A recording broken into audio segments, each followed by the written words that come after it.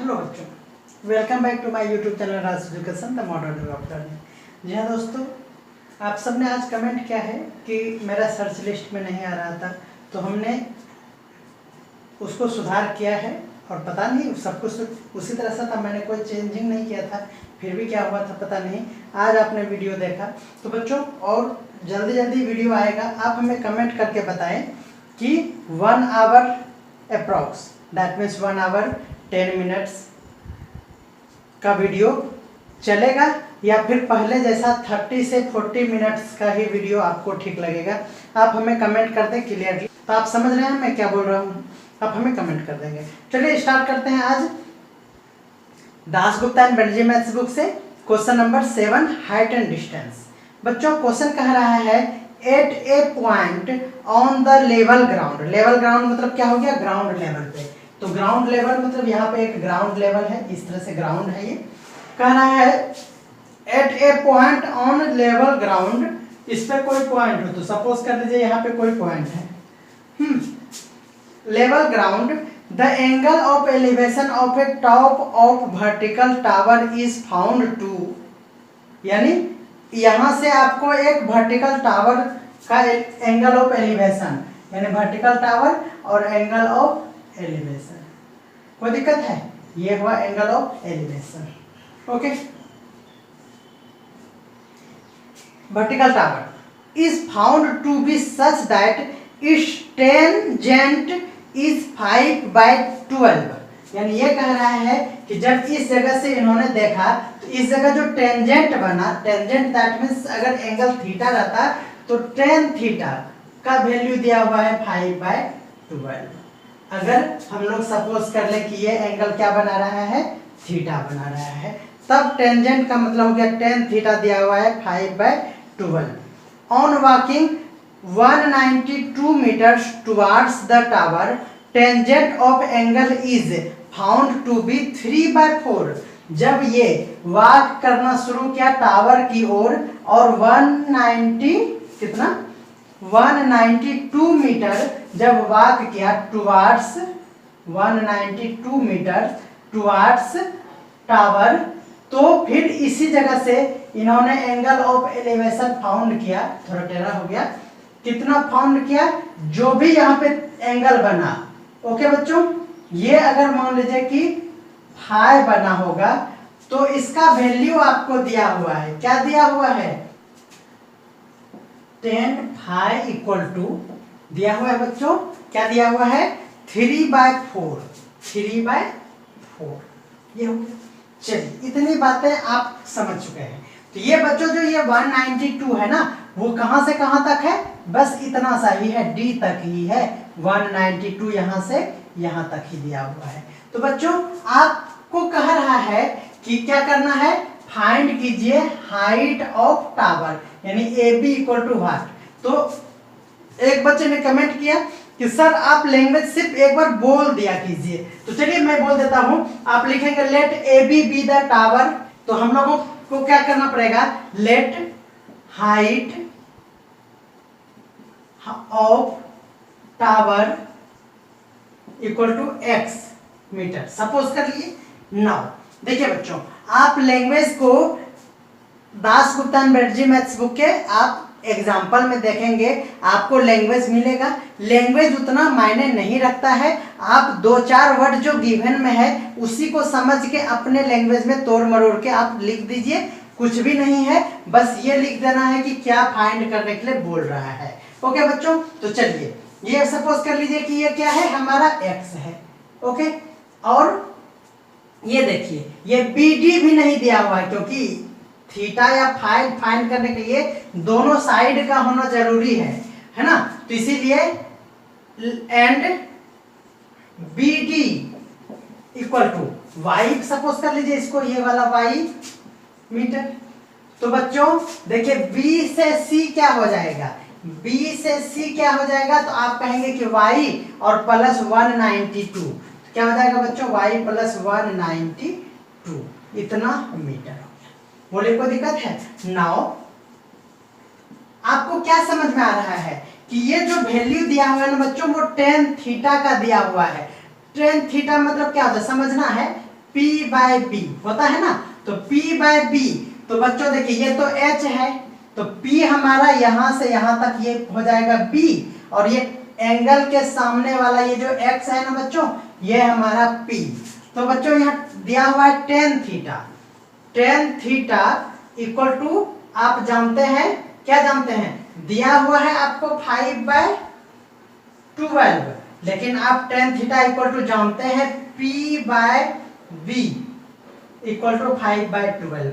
अब आप समझेंगे, यहाँ आपके मन में हो रहा होगा कि सर P इक्वल टू 5 और B इक्वल टू 12, ये तो बहुत इजी वे में निकल गया। तो बच्चों ये वैल्यू ओरिजिनल नहीं होता है, ये रेशियो है। रेशियो कहने का मतलब क्या है, ये 10/24 भी हो सकता है। देखिए 5 2 जा 10 और 12 2 जा 24, ये भी हो सकता है। ये हो सकता है हमारा 20/48 भी हो सकता है, यानी इसको हम किससे मल्टीप्लाई कर रहे हैं, 4 से, और इसको भी किससे मल्टीप्लाई कर रहे हैं, 4।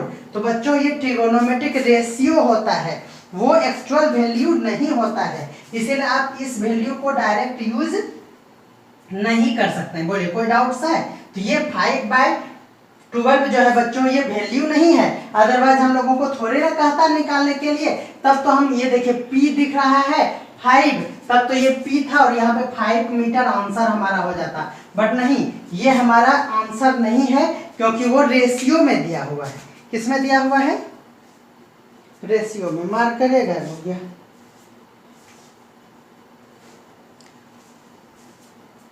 तो चलिए P इक्वल टू क्या है हमारे पास, यहां देखिए P इक्वल टू दिया हुआ है X, तो X बाय B क्या है बच्चों, तो B हमने कहा कि ये B है हमारा B से C का वैल्यू है y प्लस 192 इक्वल टू कितना हो गया, 5/12।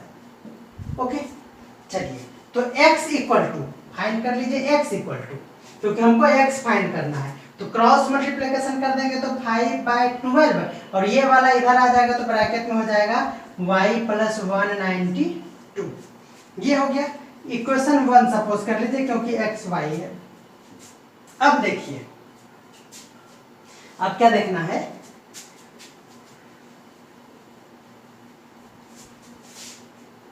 ये मिटा दे रहा हूं, इसका कोई काम नहीं है।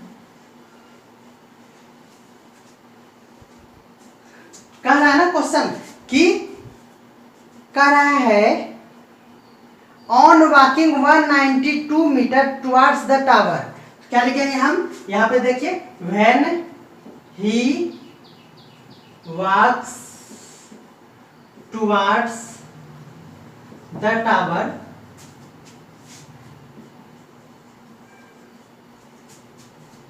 let angle of elevation equal to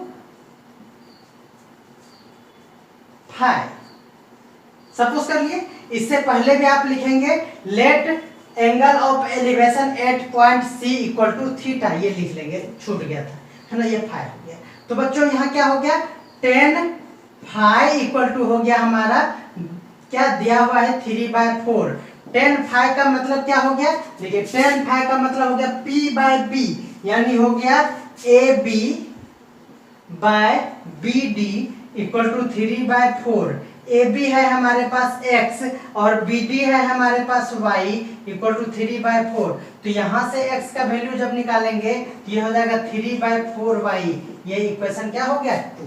तो बच्चों आप देख रहे हैं यहाँ इक्वेशन 1 भी 2 है, ये है, और यहाँ भी ये भी x है और ये भी x है, यानी ये दोनों क्या होगा, इक्वल होगा, नहीं होगा, बिल्कुल होगा। तो क्या हो गया, देखिए अब मैं इसे मिटा देता हूं।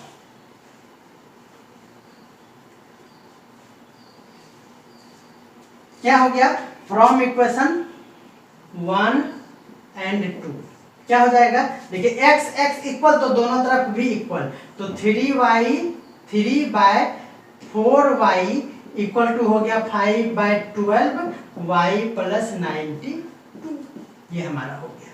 क्लियर है, बिल्कुल क्लियर होगा, समझ रहे हैं ना।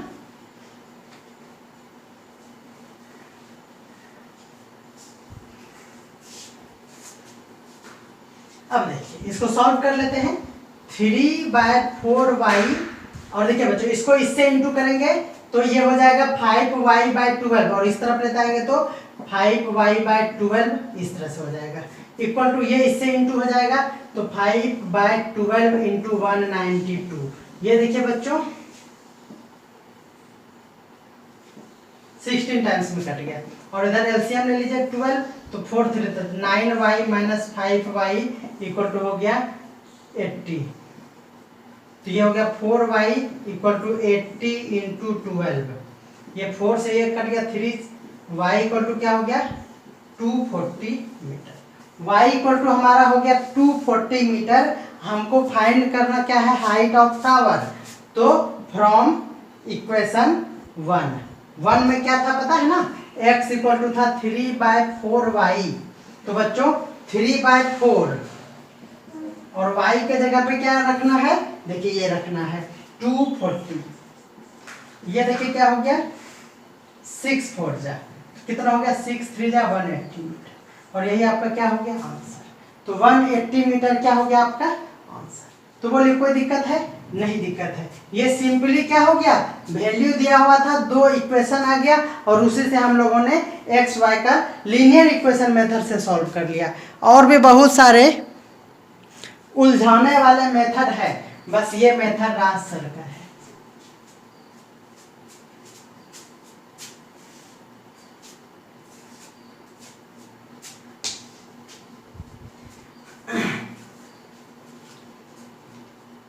चलिए क्वेश्चन नंबर 7 का ए नंबर था ये बच्चों। अब 7 का बी क्या कह रहा है उसको देखिए। कह रहा है बहुत लंबा क्वेश्चन है मतलब क्वेश्चन टाइपिंग क्या हुआ लंबा है सॉल्यूशन बहुत अच्छा है इसका। देखिए कह रहा है ए tower stand by a side of river. तो एक रिवर है ये इस तरह से हम यहाँ पे रिवर अलग टाइप का बनेगा है ना। ये सपोज कर लीजिए ये रिवर है। रिवर का मतलब ये रिवर का क्या है विड्थ है ना। इसका एक बैंक इधर है एक बैंक इधर है ठीक है। इतना बात तो जानते ही हैं रिवर में होता है। कह रहा है एक रिवर के by the side of a river at A. Side के रिवर में एक पॉइंट ए है ठीक है। On the other side of river B is a point of bank of such that A B width क्या कह रहा है धीरे धीरे फिर से। A tower stand by a side of river at ए।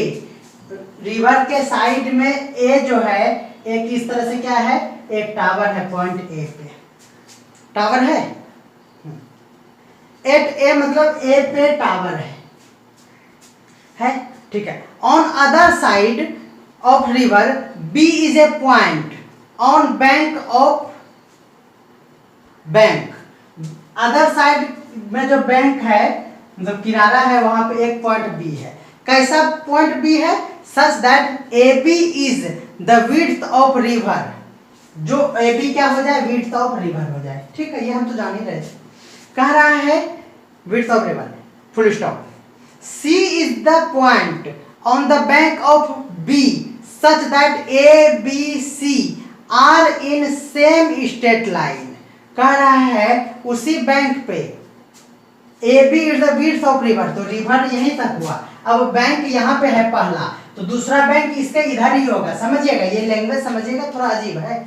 ये बच्चों ये है बी हमारा बैंक ऑफ रिवर और ये रिवर का ए बी जो है ना विड्थ है। ये रिवर का क्या विड्थ है। तो दूसरा बैंक जो इसका अगर हम लेना चाहेंगे तो वो कहाँ लेंगे आप ही बताइए। इसके बाद ही लेना पड़ेगा। इधर तो पानी आ जाएगा है ना। तो इधर लेंगे तो ये पॉइंट यहाँ पे सपोज कर लीजिए कि ये पॉइंट सी है। ऐसा पॉइंट है कि ये एक ही स्ट्रेट लाइन में है दैट मीन्स ये एक स्ट्रेट लाइन में है। बोले कोई दिक्कत है कोई कंफ्यूजन है तो कमेंट करिएगा। तो कमेंट आप कीजिएगा नहीं क्योंकि आपको पता है। चलिए तो BC दिया हुआ है कितना 5 मीटर। ये दिया हुआ है BC 5। बैंक ऑफ रिवर मतलब ये नहीं होता कि एक हाथ का डिस्टेंस ही बैंक है। बैंक ऑफ रिवर मतलब जू चौपाटी जैसा जिस तरह मुंबई में है ना। पूरा बहुत बड़ा एरिया होता है जिसमें हम लोग वॉकिंग करते हैं खेलते हैं कूदते हैं वो सारा बैंक ऑफ रिवर ही होता है उस तरह का है ना वो सारा। तो इसीलिए कह रहा कि 5 मीटर तक एक पॉइंट फिट है ना। समझ में आए। चलिए are in the same straight line. अब क्या BC 5 meter at the angle of elevation of top of tower from B and C respectively दिया हुआ है 40 और 5 और 60। तो यहाँ टॉप ऑफ टावर से यहाँ से देख रहा है टेढ़ा हो जा रहा है गर्मी में। चलिए ये दिया हुआ है, आप कॉमन सेंस भी लगा सकते हैं कि ये देखिए बड़ा है तो ये 60 होगा और ये 45 होगा। और ऐसे अगर लैंग्वेज आप समझना चाहते हैं तो दिया हुआ है B एंड C 60 एंड 40।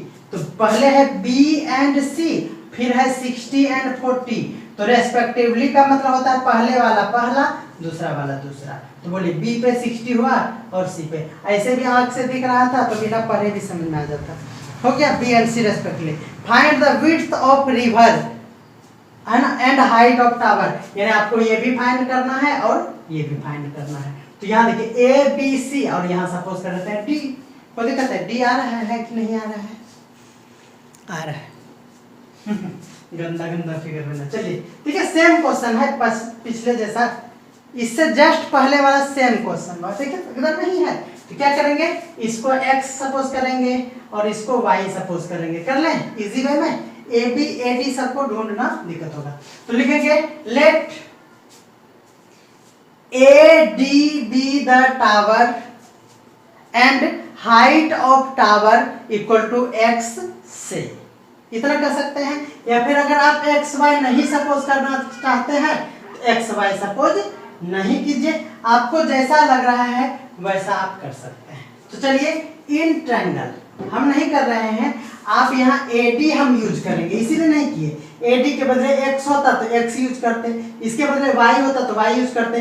हम x नहीं यूज करके बार बार AD यूज करेंगे और बार बार AB यूज करेंगे ताकि आप कंफ्यूज ना हो।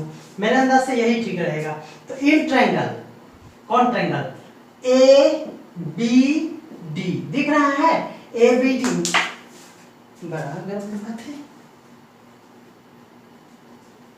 ABD में। तो देखिए बच्चों, हमको इसका और इसका रिलेशन चाहिए तो P और B का रिलेशन मांग रहा है। तो चलिए tan थीटा लगा देते हैं। तो tan 60 डिग्री इक्वल टू हो गया P बाय B और PB मतलब AD बाय AB हो गया। चलिए इतना बात हो गया, यहाँ कुछ तो दिया हुआ नहीं है। चलिए इन ट्रायंगल ACD दिख रहा है, अब बड़ा वाला ACD में देखिए, ACD का मतलब हो गया tan 45 डिग्री। tan 45 डिग्री पहले P बाय B, P हमारा है AD बाय AC। ओके, अब आप देखिए AD रहने दीजिए, AC को आप क्या लिख सकते हैं? देखिए A से C, यहां से यहां तक को क्या लिख सकते हैं? AB प्लस BC लिख सकते हैं कि नहीं? AC को लिख सकते हैं AB प्लस BC, बोले लिख सकते हैं? बोलेंगे हाँ सर लिख सकते हैं। tan 45 डिग्री का वैल्यू आप जानते हैं, तो यहां भी हम लोग वैल्यू पुट कर देते हैं। क्या होता है 60 डिग्री का? √3 equal to AD by AB, ये हो गया। तो यहां से AD का वैल्यू पहले निकाल लीजिए ना, AD इक्वल टू √3AB, इसका यूज करेंगे हम लोग यहाँ पे। तो ये 1 हो गया बच्चों इसका वैल्यू। और ये देखिए AD बाय AB का कोई वैल्यू पता नहीं है, AB प्लस BC है 5, तो ये हो गया 5। ओके, तो क्रॉस मल्टीप्लिकेशन करेंगे तो AD equal to AB plus 5, ये हो गया।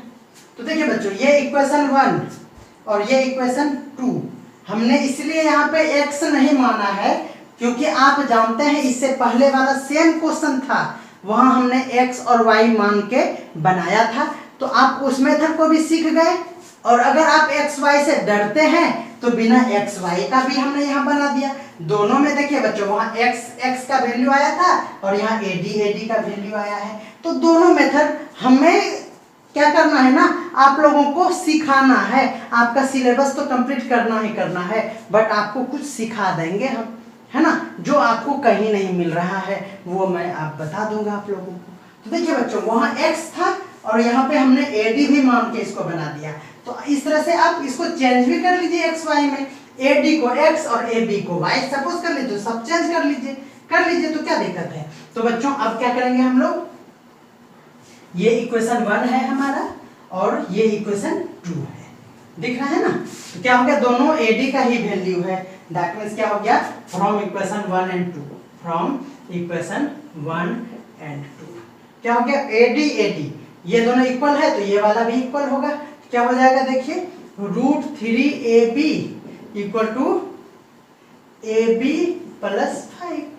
तो चलिए ab को एक तरफ इधर लेते आते हैं, √3ab minus ab equal to 5 हो गया। ab कॉमन ले लेंगे, ab तो √3 माइनस 1 इक्वल टू 5, तो ab इक्वल टू क्या हो गया, 5/√3 माइनस 1। ये आंसर नहीं होगा, इसको रेशनलाइज करना पड़ेगा। एक बार आंसर देखना चाहिए, आंसर डेसिमल में है 7 का बी।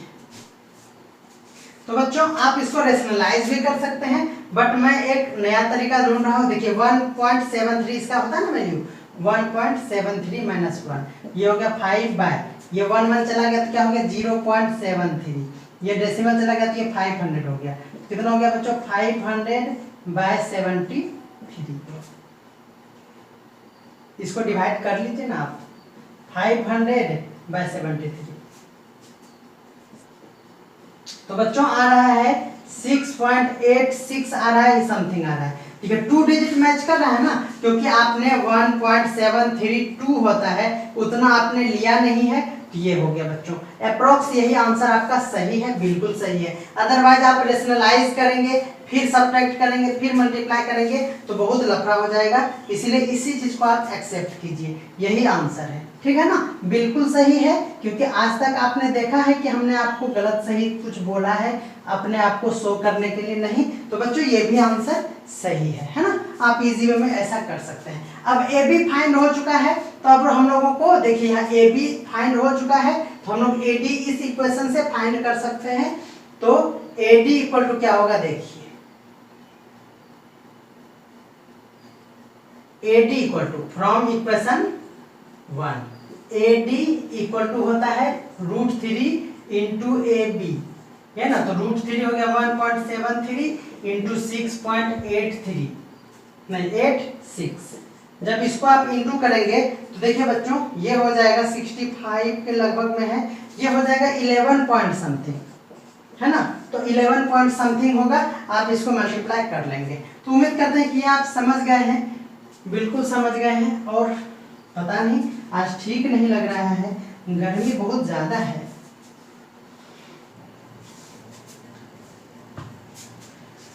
बच्चों आज काफी गर्मी है, बहुत देर रेस्ट करने के बाद अगला नंबर 7C देख रहे हैं।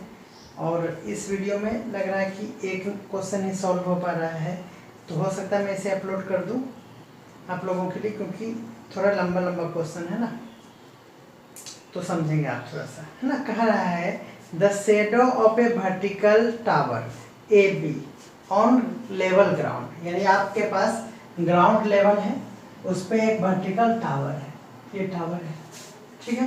कह रहा है shadow of vertical tower A B है ना, on level ground is increased 10 metre when the altitude of sun change 45 to 30 degree as shown as figure। ये कह रहा है, फिगर का है हम देखेंगे, ये कह रहा है ये एक टावर है, तो यहाँ पे इस तरह से अगर सन है आप समझ लीजिए यहाँ से आ रहा है, और शेडो का सपोज कर लीजिए यहाँ पे लेंथ है इतना लंबा, यहाँ से यहाँ शेडो बन रहा है, ठीक है, शेडो बन रहा है। अगर ये चेंज हो रहा है, अगर ये 30 डिग्री पे चला जा रहा है एल्टीट्यूड, तो ये हो रहा है इसका ऊंचाई इस तरह से चेंज हो रहा है, तो कह रहा है कि कहा गया, कह रहा कि the ground level is increased by, shadow जो है वो इंक्रीज कर जाता है 10 मीटर, यानी ये 10 मीटर इतना पहले था, अब ये 10 मीटर यहाँ से यहाँ तक इंक्रीज हो जाता है और ये यहाँ आ जाता है।